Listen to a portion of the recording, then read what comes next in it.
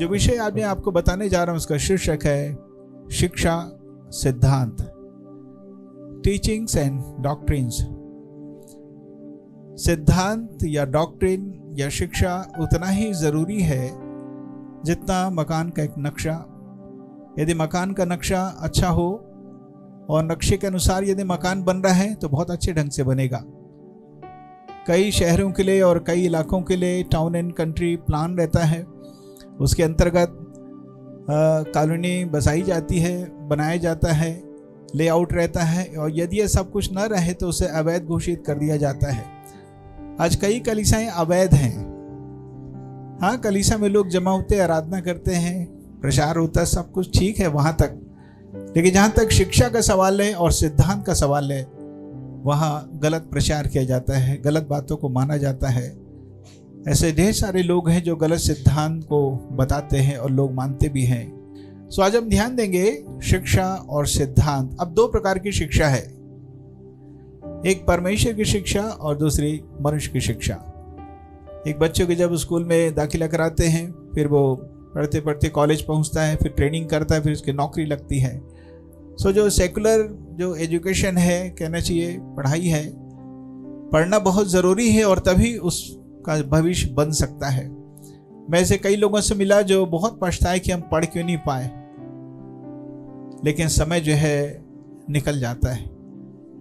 वहीं मैं ऐसे भी लोगों से मिला जिनका विवाह हो गया था, लेकिन विवाह के पश्चात भी पढ़ते रहे और बहुत अच्छे जगह उनका जॉब लगा। एक भाभी को मैं जानता हूँ कि विवाह के पश्चात वो पढ़ाई को जारी रखी और आज वो बहुत अच्छी वकील है। हालेलुया। तो ये आपके ऊपर है कि आप कहाँ तक पढ़ते हैं, आपका विज़न क्या है, आपका मिशन क्या है, वो आप अच्छे से जानते हैं। लेकिन आज मैं जिस शिक्षा की बात करने जा रहा हूँ वो है बिब्लिकल टीचिंग्स एंड डॉक्ट्रिन्स, या ऐसा कह सकते हैं प्रभु यीशु मसीह के सिद्धांत या प्रभु यीशु मसीह की शिक्षा। मैं सबसे पहले आपको ये बताऊंगा कि इसका महत्व क्या है, शिक्षा इतना ज़रूरी क्यों है, सही शिक्षा इतना ज़रूरी क्यों है, या उस शिक्षा से हमें मिलता क्या है, ऐसा भी कह सकते हैं। सो उसका महत्व क्या है। सबसे पहली बात, शिक्षा जो है वो जीवन है। शिक्षा क्या है? एक जीवन है। पढ़ेंगे नीति वचन 4 अध्याय उसका 13 पद। शिक्षा को पकड़े रह, उसे छोड़ न दे, उसकी रक्षा कर, क्योंकि वही तेरा जीवन है।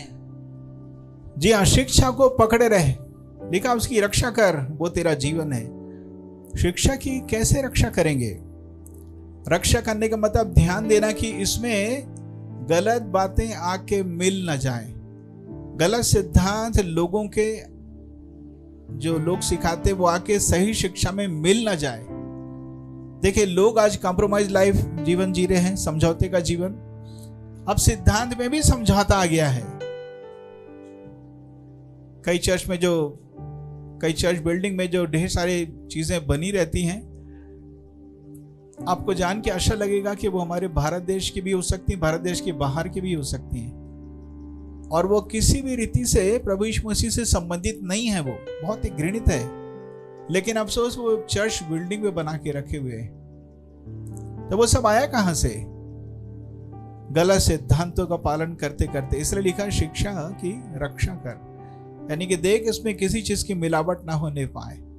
आज हम ऐसे युग में हैं जहां पर हर चीजें नकली मिल रही हैं। अभी तक तो मैं नकली चावल के बारे में सुन रहा था, बीच में पढ़ा मैं नकली गेहूं भी आ गया है, नकली अंडे भी आ गए हैं, नकली दूल्हा दुल्हन भी मिल रहे हैं, नकली बाराती भी मिल रहे हैं, यानी कि पूरा का पूरा सब नकली है। बहुत पहले तो नकली परमेश्वर भी था, सब कुछ नकली है। मैंने एक बार पढ़ा न्यूज़ में, एक बहन जो है अपने खिड़की में अमेरिका में वो गमला लगा के रखी थी, 2-3 साल तक वो पानी देती रही, बाद में पता चला वो नकली था। कई पेड़ पौधे ऐसा लगता है कि बिल्कुल असली, लेकिन नकली रहते हैं, और जो नकली वो असली लगता है। प्रियो, नकली सिद्धांत भी आ गए हैं। बहुत आत्मिकता झलक सकती है, बहुत पवित्रता झलक सकती है उन आज्ञाओं में, इनफैक्ट उसमें कोई जीवन नहीं, क्योंकि उसे मनुष्य ने लाया है। सो हम परमेश्वर की शिक्षा को जानेंगे, इसमें जीवन है। वैसे कौन सा जीवन? हमारा तो सांस चल ही रहा है ना, जीवन तो है हमारे अंदर। ये जीवन नहीं, एक और जीवन, साधारण शब्दों में परमेश्वर का स्वभाव और परमेश्वर की उपस्थिति। हालेलुया। उस जीवन को अर्थात परमेश्वर को हम प्राप्त कर लें। दूसरी बात हम देखेंगे, शिक्षा जो है वो ज्योति के समान है। नीति वचन 6:23 लिखा है, शिक्षा जो है वो ज्योति है, वो हमें प्रकाशमान कर देता है। बाइबल में लिखा है यशायाह की पुस्तक में, देख पृथ्वी पर और राज के लोगों पर घोर अंधकार छाया हुआ है। काहे का अंधकार? अज्ञानता का, पापों का, बुराइयों का, परेशानियों का अंधकार इस सब तरफ। ऐसे ही समय में शिक्षा जो है वो हमें प्रकाशमान कर देती है, प्रकाशित कर देती है और सब कुछ समझ में आना शुरू हो जाता है। तो प्रियो, आज सब तरफ अंधेरा है, जो लोग सच्चाई को नहीं जानते। वैसे वर्ल्ड चर्च हिस्ट्री कहती है, विश्व कलीसिया का इतिहास बताता है कि 500 एडी से लेकर 1500 एडी तक पूरे विश्व में अंधेरा था। जहां तक डॉक्ट्रिन का सवाल है, जहां तक सिद्धांत का सवाल है, लोग मनुष्य के बनाए गए सिद्धांत में खो चुके थे और विद द ब्लाइंड फेथ, आंखें बंद करके विश्वास करके अनुकरण कर रहे थे। इसलिए तो लोगों का जीवन बदल नहीं पाया। धार्मिक प्रवृत्ति का जरूर हो गए, लेकिन धर्मी नहीं थे। कहलाते संत थे, लेकिन स्वर्ग ने उन्हें ग्रहण नहीं किया, क्योंकि जीवन तो बदला ही नहीं था। प्रभु यीशु मसीह उनका उद्धारकर्ता नहीं था। इसलिए आज परमेश्वर के वचन की शिक्षा बहुत जरूरी है, जो सही शिक्षा है। तो जब सही शिक्षा मिलती है, वो एक तरीके से प्रकाश को फैलाने का काम करती, जिससे अंधेरा जो है वो दूर हो जाता है। तीसरी बात, शिक्षा जो है वो आंखों की पुतली के समान है। नीति वचन 7:2 पढ़ेंगे। जी हाँ, मेरे शिक्षा को अपनी आंख की पुतली जान। कल्पना करें कि हमें दिखाई नहीं देता है, तो क्या आप अच्छे से जी पाएंगे? मैं समझता हूं कि जो बचपन से ही देख नहीं पाते या किसी कारणवश ऐसा कुछ हुआ कि वो देखना बंद कर दिए, परमेश्वर मैंने देखा उनके ऊपर विशेष अनुग्रह करता है, विशेष रूप से अनुग्रह करता है। उनके अंदर जीने की इच्छा रहती है, जबकि हमारे अंदर ये इच्छा नहीं होगी जीने की ऐसी स्थिति में, और वो सारे काम को बहुत अच्छे ढंग से कर लेते हैं। खैर, आगे बढ़ूंगा। आंखों की पुतली के समान है शिक्षा। कितना जरूरी है। आत्मिक आंखें प्रभु हमारी खोल तो दिया है, लेकिन शिक्षा भी आंखों की पुतली के समान है। इसलिए बहुत जरूरी है शिक्षा को जानना। जो शिक्षा को नहीं जानता वो आगे तो बढ़ना चाहता है, पर उसकी आंखें नहीं है, वो देख नहीं पा रहा है, तो कितना खतरनाक है आगे बढ़ना। इसलिए शिक्षा बहुत जरूरी है। शिक्षा जो है जीवन का सोता है तथा हमारी सुरक्षा है। नीति वचन 13:14 पढ़ेंगे। जी हाँ, बुद्धिमान की शिक्षा जीवन का सोता है और उसके द्वारा लोग मृत्यु के फंदों से बच जाते हैं। इसलिए शिक्षा जब हम सुनते हैं तो जीवन का सोता, अर्थात हमें जीवन मिलता है। आपने देखा होगा कि लोग जो निराशा में थे, डिप्रेशन में थे, सुसाइड करने वाले थे, नशे में फंसे हुए थे, और भी कई बुरी आदतें थी, अर्थात वो जीते जी नरक की आग में ही थे, ऐसा मैं कह सकता हूँ। कई लोग कहते हैं कि मैं जानवर के समान जीवन जीता था, लेकिन प्रभु ने उनको बाहर निकाला। कैसे? हाथ पकड़ के बाहर निकाला? नहीं, प्रभु ने शिक्षा को सुनाया। कोई गए, उनको शिक्षा दिए, बताए, और तब उन्होंने विश्वास किया और वहां से क्या किए? वो बाहर निकले। ये जो शिक्षा है क्या है? ये जीवन का सोता है, उसके द्वारा लोग मृत्यु के फंदों से बच जाते हैं। अब हम बीच में एक पॉइंट देखेंगे, हालांकि मैं 7 पॉइंट आपको बताऊंगा। अभी मैं आपको बताऊंगा, जो शिक्षा के बगैर है, या तो शिक्षा को तुच्छ जानता है, या शिक्षा अभी तक उसके पास पहुंची नहीं, तो आज उसकी स्थिति कैसी है? वह निर्धन हो जाएगा तथा अपमानित होगा। नीति वचन 13:18 पढ़ेंगे। जो शिक्षा को सुनी अनसुनी करता वह निर्धन होता और अपमान पाता है, परंतु जो डांट को मानता उसकी महिमा होती है। जी हाँ, जो शिक्षा को सुनी अनसुनी करता वह निर्धन होता है तथा अपमानित होता है। इसका ठीक यदि विपरीत हम कल्पना करें, जो शिक्षा को सुनी अनसुनी नहीं करता वो क्या होगा? धनवान होगा, और उसका अपमान नहीं होगा, बल्कि क्या होगा? उसकी इज्जत होगी, उसकी प्रतिष्ठा बढ़ेगी। याबेश के बारे में हम कैसे भूल सकते हैं? अपने सारे भाइयों में प्रतिष्ठित था, क्योंकि उसने क्या किया था? परमेश्वर यहोवा को पुकारा था, उसने प्रार्थना किया था। मैंने किताबों के द्वारा इस बात को पढ़कर जाना कि एक जंगल के लोग अफ्रीका में विज्ञान से बहुत दूर थे। जो आमतौर पर लोग जो ज्ञान रखते हैं उस ज्ञान से भी बहुत दूर थे। उन्हें ये नहीं मालूम था कि कुआं किसको बोलते हैं। मिशनरी गया, उसने प्रचार किया, ढेर सारी बातों को सिखाया। जब कुआं खोदा गया तो एक दूसरे का हाथ पकड़ के वे लोग कुआं के अंदर झांक रहे थे। उनको डर लग रहा था गिर मत जाए। उन्हें ये लग रहा था कि बादल तो ऊपर रहता, बादल जमीन में भी है क्या, पानी कैसे आ गया। उन्हें ये नहीं मालूम था। उन्हें ये नहीं मालूम था कि सीढ़ी किसको बोलते हैं, सीढ़ी से कैसे चढ़ के ऊपर जाते हैं। प्रभु के एक दास पहुंचकर वहां शिक्षा दिया। न केवल सांसारिक तरीके से वो संपन्न हुए, बल्कि आत्मिक रीति से भी वो संपन्न हुए। हालेलुया। शिक्षा के बगैर कितना नुकसान है। सांसारिक तौर पे देखें, जो जिनके पास शिक्षा नहीं, उनमें से अधिकांश लोग जितना उनको तरक्की करना चाहिए वहां तक नहीं पहुंचे हैं, पिछड़े हुए, ऐसा मैं कह सकता हूं। इसलिए बेहतर ये होगा कि सांसारिक शिक्षा तो जरूर से पाएं, स्कूल कॉलेज की ट्रेनिंग की, लेकिन वो मेरा विषय नहीं। मेरा विषय है परमेश्वर की शिक्षा। इसको प्राप्त करना जरूरी है। इसके बगैर एक और काम करता है इंसान, वो हमेशा भटकते ही रहता है। नीति वचन 5:23 पढ़ेंगे।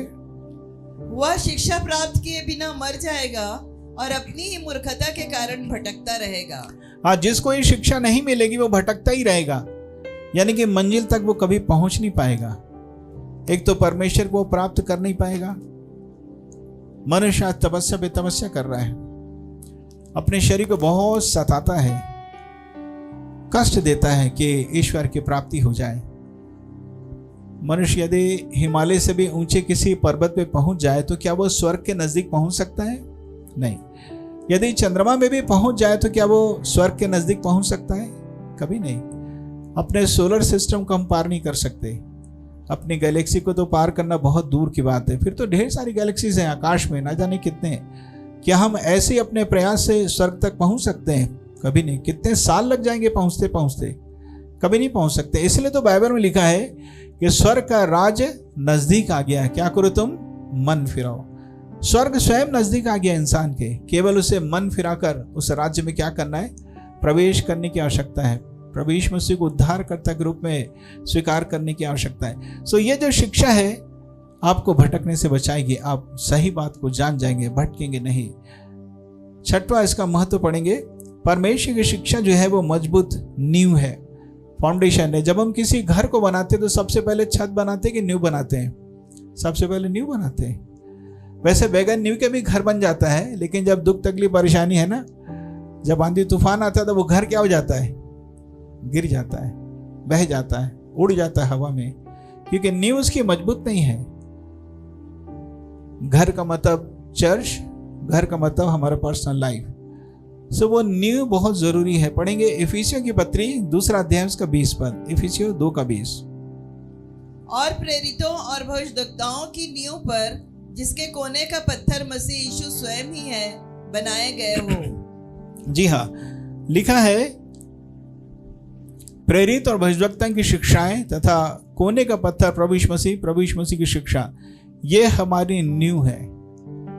कई लोग कहते हैं पासा वो फेसबुक से ना वो मोटिवेशनल क्या बोलते हैं ना, बड़ा अच्छा सुनने को मिलता है, उत्साहित करने वाली बातें सुनने को मिलती है। जीवन तो नहीं मिलता ना।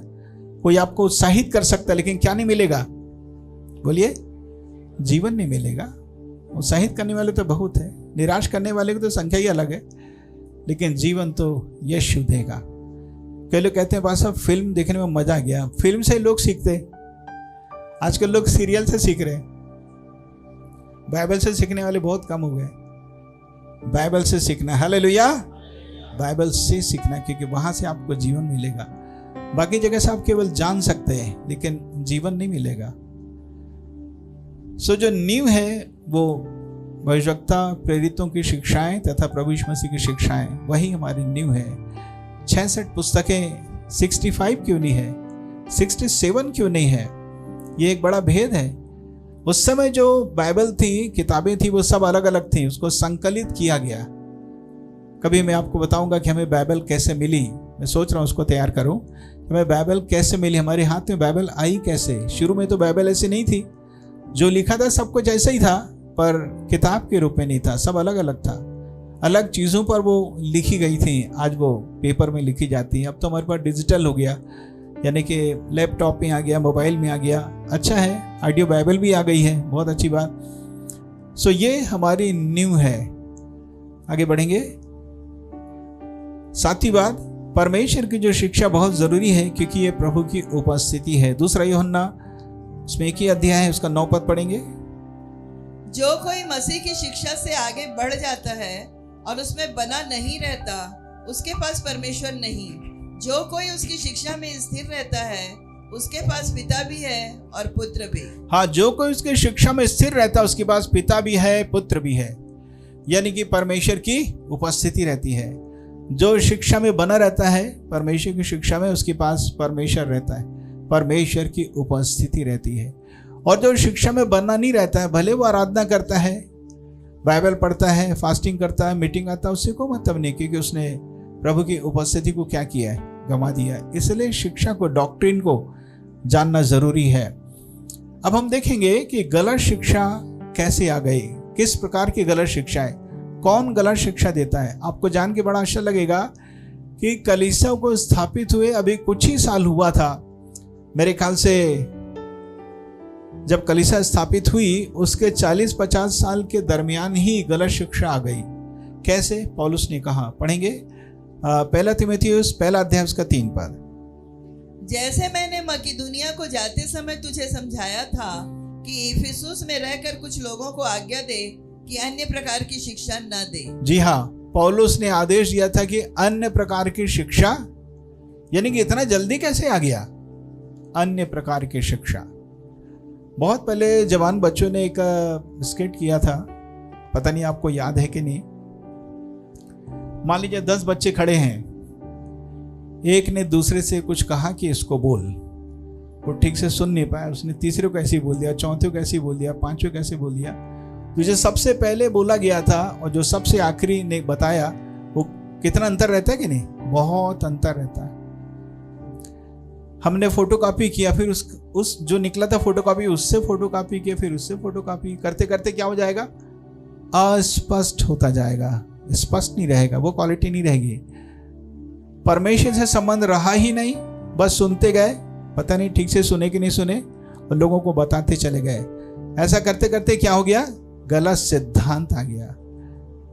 अब हम देखेंगे गलत सिद्धांत, एक और शब्द यूज किया है, मैं चाहता हूं कि आप उसको पढ़ें। इब्रानियों की पत्री 13 अध्याय उसका 9 पद। नाना प्रकार के और उपदेशों से ना भरमाए जाओ, क्योंकि मन का अनुग्रह से दृढ़ रहना भला है। हाँ, नाना प्रकार के उपदेश, इंग्लिश में लिखा strange teachings, strange doctrines. Strange मतलब क्या होता है, जो जाना पहचाना नहीं है, बड़ा अजीब सा है, विचित्र है। ऐसे सिद्धांत आने शुरू हो गए थे उसी समय से। गलत शिक्षा, अब हम ध्यान देंगे सबसे पहले इसी के ऊपर वाला पॉइंट देखेंगे हम लोग। शैतान के द्वारा, किसके द्वारा गलत शिक्षा आई, शैतान के द्वारा। शैतान लिखा ना बाइबल में, हवा से बोलता है, जिस दिन तो फल खाएगी उसी दिन तेरी आंखें क्या हो जाएगी, खुल जाएंगी, और तुम किसके तुल्य हो जाओगे, ईश्वर के। पर ओरिजिनल बाइबल में ईश्वर नहीं लिखा है, ईश्वरों लिखा है, बहुवचन शब्द है। एक तो परमेश्वर है, पिता पुत्र पवित्र आत्मा, एक ही परमेश्वर है, दूसरा कोई है ही नहीं। तो दूसरा कौन था वहां पर, कौन था दूसरा, लूसीफर। कौन था, समझ रहे ना, शैतान था। वो तो चाहता नहीं कि लोग उसकी पूजा करें, आराधना करें, और उसे क्या क्या कह के पुकारे, परमेश्वर है। तो उसने कहा जब तुम लोग फल खाओगे ईश्वरों के तुल्य हो जाओगे। उसे बोलना चाहिए था, हम तो परमेश्वर के स्वरूप में ही बनाए गए हैं, उसकी समानता में बनाए गए हैं, और किस बात में बराबरी। पर वो ऐसा बोलती नहीं है, वो खा लेती है और आदम को भी दे देती है। अब वो ईश्वरों के समान हो गए, शैतान, विरोधी। अब परमेश्वर मिलने के लिए आया तो क्या किए वो लोग, छिप गए जाके, अब मिलना नहीं चाहते, ये स्थिति आ गई। तो प्रियो, अब शैतान के द्वारा ढेर सारी शिक्षाएं आ गई हैं। सबसे पहला भ्रमित करना, कैसा है, भ्रमित करना। पढ़ेंगे 1 तीमुथियुस 4 अध्याय उसका 1 पद पढ़ेंगे। परंतु आत्मा स्पष्टता से कहता है कि आने वाले समयों में कितने लोग भरमाने वाली आत्माओं और दुष्ट आत्माओं की शिक्षाओं पर मन लगाकर विश्वास से बहक जाएंगे। जी हाँ, आने वाले समय में कितने लोग भरमाने वाली आत्माएं भरमाती भी हैं। भरमाना किसको बोलते हैं? वैसे भरमाना किसको बोलते हैं?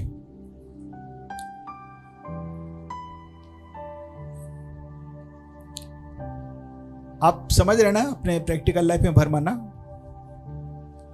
ऐसी आत्मिक रीति से भरमा देता है, यानी कि गलत चीज को सही रूप में ऐसा प्रस्तुत करेगा कि लोग गलत चीज को क्या कर लेंगे? सही समझ लेंगे। ब्रिटेन के म्यूजियम में कहते हैं ढेर सारे मोम के पुतले बनाए गए हैं। कहीं कहीं ऐसा दरवाजे के पास भी बना के उनको खड़ा कर दिया गया है। तो कुछ लोग आके उन्हीं से पूछते हैं वो कहाँ पे, इधर कहाँ पे, वो जानकारी लेते हैं। है नकली, लेकिन क्या समझ के पहुंच जा रहे हैं? असली। आज कई लोग नकली के पास पहुंच जा रहे हैं और पूछताछ कर रहे हैं। जीवन मिलेगा उनके पास से? नहीं। प्रभु यीशु ने कहा मार्ग, सत्य और जीवन मैं हूं। यह भरमाना। शैतान ने कहा था क्या सच है? इसका मतलब झूठ है। आज जब हम स्वर्ग नरक के बारे में प्रचार करते हैं तो लोग कहते हैं नरक नहीं है, स्वर्ग नहीं है, सब यही है, भाग्य में जो लिखा वही सब होगा। क्या ये सही है? सही नहीं है, भरमाने वाली बात है। कई लोग हाथ की रेखा पढ़ते हैं, पढ़वाते हैं, जिनके हाथ नहीं उनका क्या होगा? भाग्य चला गया उनका। कई सैनिक लड़ते लड़ते अपने हाथ को गंवा देते हैं, तो क्या उनका भाग्य चला गया? अब नहीं, अभी भी परमेश्वर है। हालेलुया। तो प्रिय, मैं कहना चाहता हूं शैतान की ढेर सारी शिक्षा है। जादू टोना है, टोना टोटका करना है, नजर उतारना है, कई प्रकार का गेम भी बोल सकते हैं या तरीका भी बोल सकते हैं। एक तरीका है पुराना, ABCD का अल्फाबेट रहता है, लिखा हुआ रहेगा ABCD, और मृतक आत्मा को बुलाया जाता है और एक कटोरी या कुछ रहता है ऐसा पात्र, वो ABCD के ऊपर जाके रुक जाता है।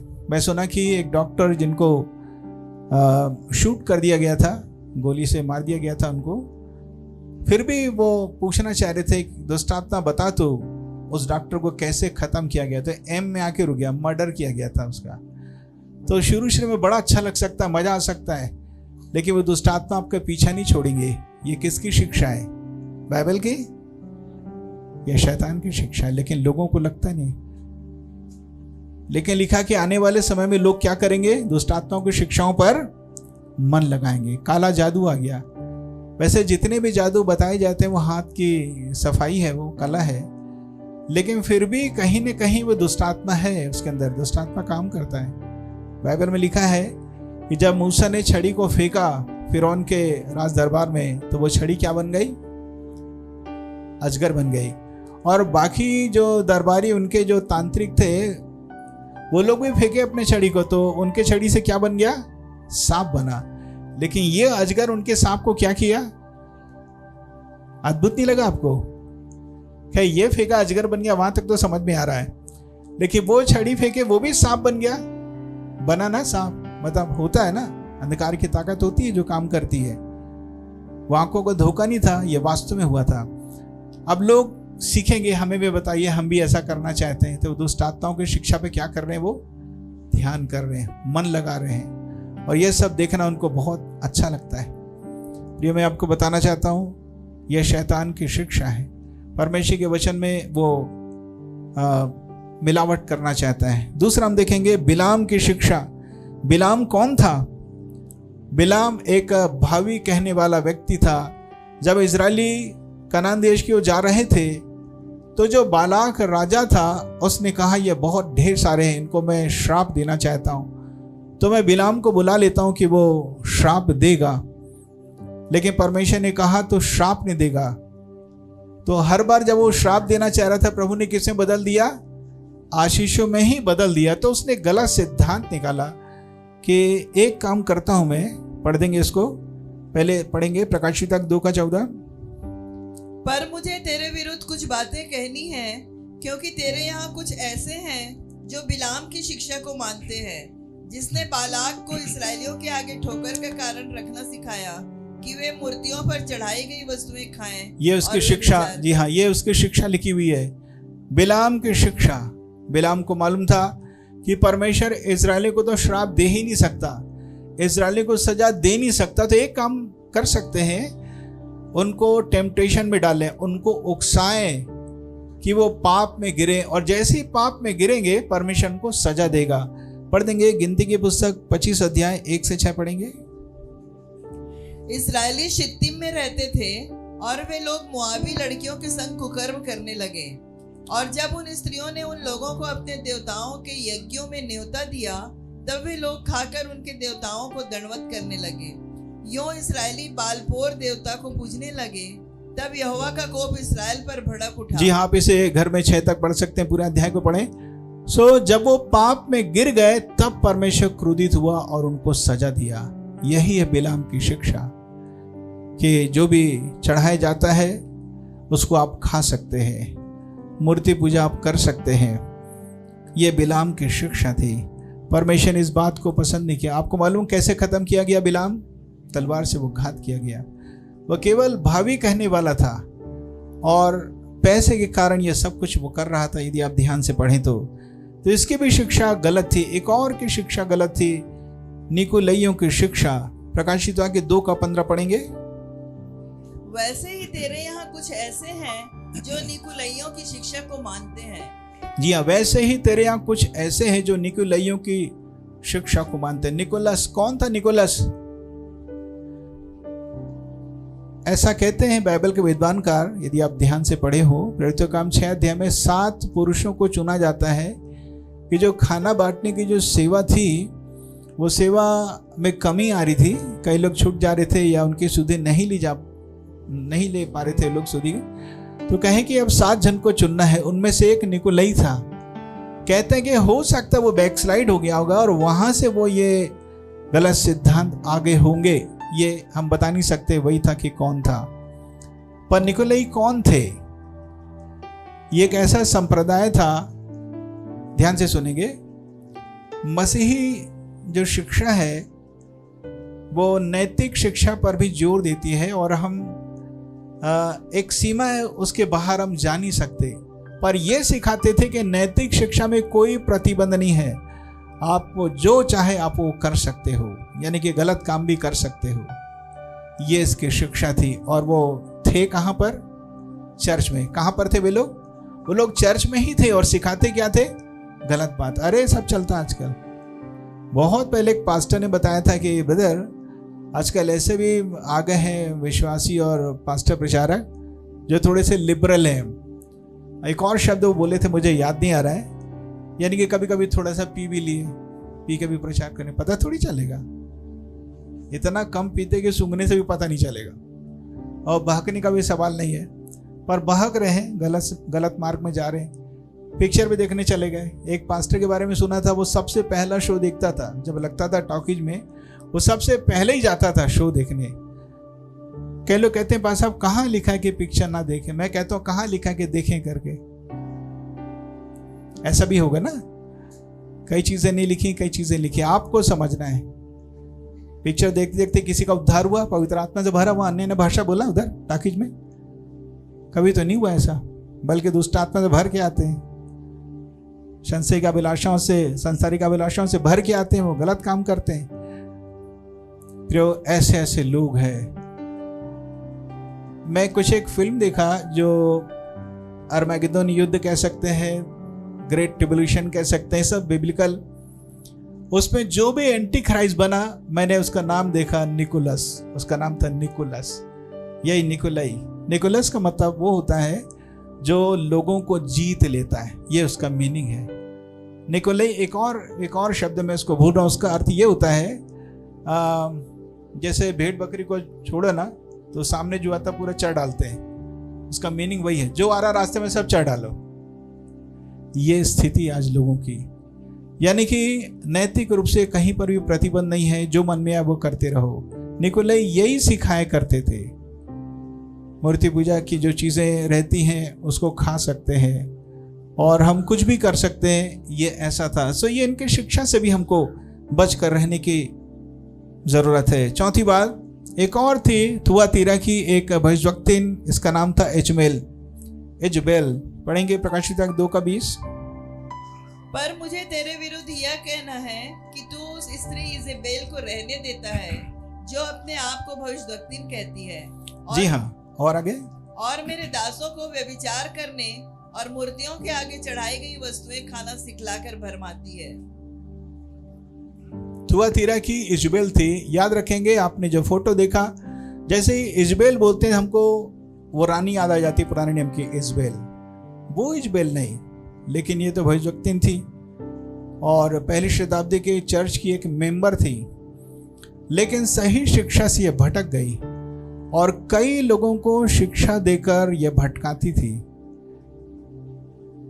पौलुस ने एक बार कहा ना, तुम ही लोगों में से कुछ लोग ऐसे निकलेंगे जो लोगों को अपने लाभ के लिए क्या करेंगे, भटका देंगे, बिगाड़ देंगे, अपनी तरफ खींच लेंगे। तो ये सब निकलेंगे कहां से? चर्च से, विश्वासी लोगों के बीच में से निकलेंगे, जो अच्छे से जानते नहीं प्रभु के वचन, और वो कुछ भी सिखाना शुरू कर देंगे। सो इसकी भी शिक्षा वैसे ही थी जैसे निकोलइयों की थी, बिलाम की थी, इसकी शिक्षा भी वैसे ही थी। अब हम देखेंगे मनुष्यों की शिक्षा, ये और भी खतरनाक है। अब मनुष्य कहने से सदुकी, शास्त्री, फरीसी या कोई भी लोग, जैसे कि मरकुस 7:7 पढ़ेंगे। ये व्यर्थ मेरी उपासना करते हैं क्योंकि मनुष्यों की आज्ञाओं को धर्मोपदेश करके सिखाते हैं। हाँ, मनुष्य की आज्ञा को ऐसा करके सिखाते हैं जैसे मानो स्वर्ग से आज्ञा मिली उनको, और आज्ञा किसकी है? मनुष्य की है। देखिए, अभी हम लोग गलत शिक्षा पे ध्यान दे रहे हैं। मनुष्य अच्छी शिक्षा भी देता है, लेकिन कई मनुष्य गलत शिक्षा भी देते हैं। तो ये शिक्षा उस समय भी थी। पढ़ेंगे मत्ती उसका 16 अध्याय उसका 12 पद पढ़ेंगे। तब उनकी समझ में आया कि उसने रोटी के खमीर से नहीं पर फरीसियों और सदुकियों की शिक्षा से सावधान रहने को जी हाँ, फरीसी और सदुकी ये उस समय के लीडर्स थे, लेकिन उनकी भी शिक्षा गलत थी। गलत गलत शिक्षा वो दिया करते थे। परमेश्वर ने कहा इनकी शिक्षा से भी सावधान रहने की आवश्यकता है। सो इस तरीके से ढेर सारी गलत शिक्षाएं आ गई। एक रेफरेंस हम छोड़ रहे हैं, आगे बढ़ रहे हैं। तो परमेश्वर ने हमें चेतावनी दिया है। वो कौन सी चेतावनी है? खतरनाक बात है। पढ़ेंगे 2 यूहन्ना, हालांकि एक ही अध्याय है, 10 पद पढ़ेंगे। यदि कोई तुम्हारे पास आए और यही शिक्षा न दे, उसे न तो घर में आने दो और न नमस्कार करो। यदि कोई तुम्हारे पास आए और यही शिक्षा न दे, यही का मतलब क्या? जो बाइबल पे आधारित है, जो तुमने सुना है प्रेरितों के द्वारा, यूहन्ना के द्वारा, पौलुस के द्वारा, पतरस के द्वारा, तो ना उसको घर में आने दो और ना ही उसको नमस्कार करो। एक खास सिद्धांत के मानने वाले हम लोग को काफी परेशान किए। हम लोग जहां जहां जाते थे प्रचार करने, वहीं वहीं वो आ जाते थे और वो मोहल्ले में जाकर पूछते हैं यहाँ कोई क्रिश्चियन है, यहाँ कोई ऐसा है जो चर्च जाता है, और उनको जाकर गलत गलत सिद्धांत वो सिखा के आते थे। ऐसे लोगों से सावधान रहिए। यरूशलेम माता परमेश्वर ऐसा क्या क्या निकाल दिए। ये आते हैं, बिल्कुल सावधान रहना। ये कहते हैं कि चर्च ऑफ गॉड से आ रहे हैं, वो चर्च ऑफ गॉड से नहीं है, वो केवल नाम रखे हैं। ये वैसे ही जैसे सड़क छाप चप्पल है, नाम रख दिया बाटा। कहते हैं ना कि दिल्ली में एक आदमी ठेला में बेच रहा था होटल का सामान, नाम लिखा था ओबराय होटल, और ये भी था कि दिल्ली में हमारी कोई ब्रांच नहीं है, जबकि कितना प्रसिद्ध होटल है वो। तो वैसे ही है प्रियो, इनको अपने घर में आने नहीं देना, इनको नमस्कार भी नहीं बोलना है। आप परमेश्वर की बेइज्जती नहीं कर रहे हैं, बल्कि आप आदर कर रहे हैं। ऐसे लोगों को निकाल दीजिए। बहुत अच्छे से बात करेंगे, दरवाजे में ही पूछ लेना भैया आप कहाँ से आए हो, क्या है आपका, क्या सिद्धांत है, वहीं से उनको विदा कर देना। ये बाइबल कहती है गलत सिद्धांत मानना नहीं है, उनको वहीं से विदा कर देना ताकि अंदर ना आए और आपको भ्रमित ना करें। सो कई प्रकार की गलत शिक्षा आजकल यूट्यूब से भी फैल रही है। यह मेरा चरवाहा ना, आजकल किसी के लिए यूट्यूब मेरा चरवाहा है, उसमें ढेर सारे पास्टर हैं। अपने मन मुताबिक हम पास्टर क्लिक करते निकाल लेते हैं और सुनते रहते हैं। बहुत अच्छी बात है, एक अच्छा डिवाइस है, लेकिन आप उसे कैसे यूज कर रहे हैं वो आपको समझ में नहीं आएगा। गलत सिद्धांत के चलते आज कितने लोग भटक गए। एक सिद्धांत ये एक खास के द्वारा फैलाया जाता है कि पवित्र आत्मा का बपतिस्मा नहीं है, अन्य अन्य भाषा नहीं है। कई लोग बॉम्बे में बोलते थे अन्य अन्य भाषा, आजकल वो बोलना ही बंद कर दिए। क्यों? क्योंकि भ्रमित हो गए वो। और भी कई सिद्धांत के बारे में वो खुलकर बोलते हैं, उन्हें ये नहीं पता कि इन बातों का न्याय परमेश्वर एक दिन करेगा। हम अपने शब्दों का क्या करेंगे? लेखा देंगे। इसलिए बहुत संभल कर बोलना है। जब पवित्र आत्मा की बात आती है तो अब हमको चुप हो जाना ही बेहतर है। यदि हम नहीं समझ पा रहे हैं तो कम से कम बोले तो नहीं, हम समझे इस बात को। और भी कई सिद्धांत हैं जो लोग गलत गलत फैलाते हैं। अब हम देखेंगे सही शिक्षा। ठीक है, सही शिक्षा क्या है? कौन दे सकता है सही शिक्षा? सबसे पहली बात, सही शिक्षा प्रभु यीशु मसीह दे सकते हैं। हालेलुया। पढ़ेंगे इब्रानी 6:1। इसलिए आओ मसीह की शिक्षा की आरंभ की बातों को छोड़कर हम सिद्धता की ओर आगे बढ़ते जाएं। हाँ, मसीह की शिक्षा, प्रभु यीशु मसीह की शिक्षा। बाइबल में लिखा है जब प्रभु यीशु मसीह शिक्षा देते थे लोग बहुत आश्चर्यचकित होते थे। ऐसा प्रचार कभी लोगों ने सुना ही नहीं था। एक बार फरीसियों ने सिपाही को भेजा, जाकर गिरफ्तार करके लाओ। मैं कल्पना करता हूँ कि सिपाहियों को मुंह खुला का खुला रह गया, पकड़ के नहीं ला सके। ये पूछे क्यों गिरफ्तार करके नहीं ला सके? बोले ऐसी बात वो बोलते हैं कि हम लोग सुनते ही रह गए। हालेलुया। सो उनके सिद्धांत पे जीवन था, उत्साह से भरा हुआ था। सब बातें, सारी प्रकार की आशीषें उनके सिद्धांत में है। दूसरा हम देखेंगे कहाँ से शिक्षा प्राप्त करें, वो है पवित्र शास्त्र, पवित्र बाइबल के द्वारा हम शिक्षा को प्राप्त करें। दूसरा तीमुथियुस 3:16। संपूर्ण पवित्र शास्त्र परमेश्वर की प्रेरणा से रचा गया है और उपदेश और समझाने और सुधारने और धार्मिकता की शिक्षा के लिए लाभदायक है। जी हाँ, लिखा संपूर्ण पवित्र शास्त्र। हमारे पास तो एक ही पवित्र शास्त्र है। थोड़ी देर पहले मैं बता रहा था 66 पुस्तकों को संकलित किया गया है, जोड़ा नहीं गया था, इसलिए संपूर्ण पवित्र शास्त्र अभी एक ही हमारे पास। तो 66 ही क्यों है? 66 क्यों है? 65, 67 क्यों नहीं? उस समय जो कमेटी बनी, जो लोग जो जुड़े, वो उपवास के साथ प्रार्थना किए और जैसा परमेश्वर ने उनकी अगुवाई किया पुस्तकों को रखे। और सबसे आश्चर्य की बात जो मुझे लगती है वो ये कि जिस क्रम में उन्होंने पुस्तकों को रखा संकलित करके, वो तो वास्तव में प्रशंसा की योग्य है। क्योंकि हम जो बाइबल कॉलेज में पढ़ते हैं, हम किताबों को कैसे डिवाइड करें शुरू से आखिरी तक, बहुत आसान जाता है उसको डिवाइड करने के लिए। बहुत आसान तरीका है कि हम कैसे उसको अलग अलग भागों में बांटते हैं। तो ये सब काम के पीछे मुझे पवित्र आत्मा की प्रेरणा ही नजर आती। नहीं तो ऐसे कोई इंसान नहीं कर सकता। हम तो कितना गलती करते हैं, बहुत गलती करते हैं। एक बार मैं पढ़ रहा था कि एक किताब को ट्रांसलेट करने के लिए कितने विद्वान को जमा किया गया था कि कोई गलती ना हो। और सबसे दुख की बात, पहले ही वाक्य में गलती थी, पहले वाक्य में ही गलती थी, लेकिन इसमें कोई गलती नहीं है। हालेलुया। हाँ, ग्रामर में गलती वो हम कर सकते हैं, यानी कि प्रिंटिंग मिस्टेक मैं कह रहा हूँ। प्रिंटिंग मिस्टेक तो हम लोग करते हैं ना, मशीन के द्वारा हो रहा है, हाथ के द्वारा हो रहा है। लेकिन परमेश्वर के द्वारा एक भी गलती नहीं है। जो कुछ लिखा है वो सत्य है और सही है, भले हम समझ ना पा रहे हो, लेकिन ये सही है। सो परमेश्वर के वचन के द्वारा हमें शिक्षा मिलती। तीसरा, अगुवों के द्वारा। अगुवे मतलब प्रेरित हो सकते हैं। 5 जो सेवकाई है, पास्टर, प्रचारक, इवेंजलिस्ट, प्रोफेट्स, बाइबल टीचर्स, ये सारे लोग हमें सिखाते हैं। घर में माँ पिताजी हो सकते हैं, ग्रैंड पेरेंट्स हो सकते हैं, वो हमें सिखा सकते हैं। संडे स्कूल टीचर हैं, यूथ लीडर हैं, पास्टर हैं, एल्डर्स हैं, पुराने लोग हैं, ये हमें सिखा सकते हैं। सो अगुवों के द्वारा हमें सीखना पड़ेंगे। प्रेरितों काम 2:42। और वे प्रेरितों से शिक्षा पाने और संगति रखने और रोटी तोड़ने और प्रार्थना करने में लौलीन रहे। जी हाँ, प्रेरितों से शिक्षा पाने। जब लोगों ने पश्चाताप करके बपतिस्मा लिया, कलीसिया में जुड़ गए, तो आगे का जीवन कैसा था? प्रेरितों से शिक्षा पाते थे। ऐसा नहीं कि पास हम लोग तो घर ही में चर्च कर लेते हैं, क्या 1-2 गीत गाते हैं और बस हो गया, बारी बारी प्रेयर कर लेते हैं। तो शिक्षा कहाँ से मिलेगी? शिक्षा तो प्रेरितों के द्वारा ही परमेश्वर देगा, अपने चुने हुए लोगों के द्वारा देगा। ऐसे नहीं कि आप कुछ भी पढ़ के कुछ भी समझ लिए, बहुत ही खतरा है। खुद पढ़कर खुद समझने वाले बहुत रिस्क ले रहे हैं। वो गलत सिद्धांत उनके अंदर आ सकता है। बहुत संभल कर मसीह जीवन बिताने की आवश्यकता है। एक व्यक्ति ऐसा ही था, पढ़ेंगे प्रेरितों काम 18:24-26। एक व्यक्ति था अपोल्लोस, विद्वान था, बहुत अच्छे ढंग से शिक्षा प्राप्त किया था, एक बात में चूक गया था। क्या था? पढ़ेंगे। अपुल्लोस नामक एक यहूदी जिसका जन्म सिकंदरिया में हुआ था, जो विद्वान पुरुष था और पवित्र शास्त्र को अच्छी तरह से जानता था, इफिसुस में आया।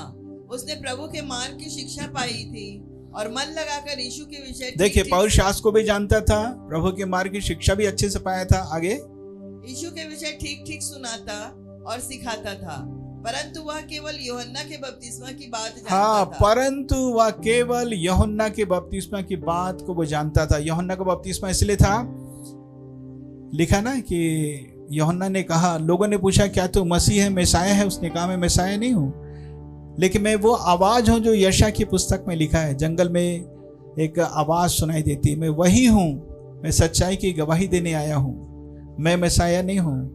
और मैं तो तुम्हें पानी से बपतिस्मा देता हूँ, लेकिन जो मेरे बाद आएगा वो आग और पवित्र आत्मा से बपतिस्मा देगा। मैं उसके जूते के बंधन को खोलने के योग्य, जबकि सबसे बड़ा भविष्यवक्ता था वो पुराने नियम में।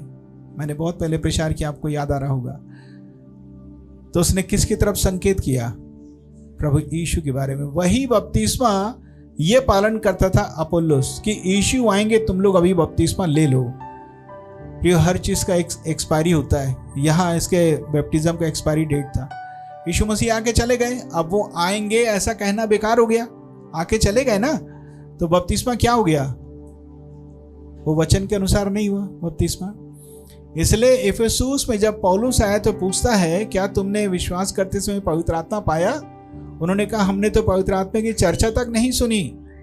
तो उसने कहा फिर तुमने किसका बपतिस्मा लिया? यूहन्ना का। यूहन्ना का बपतिस्मा परमेश्वर की ओर से था, पानी में डूब के था, डुबा के था, वो सब ठीक था, पर विश्वास फर्क हो गया। आएंगे वाला बात था, अभी आके चले गए, उसको एक्सेप्ट करना था।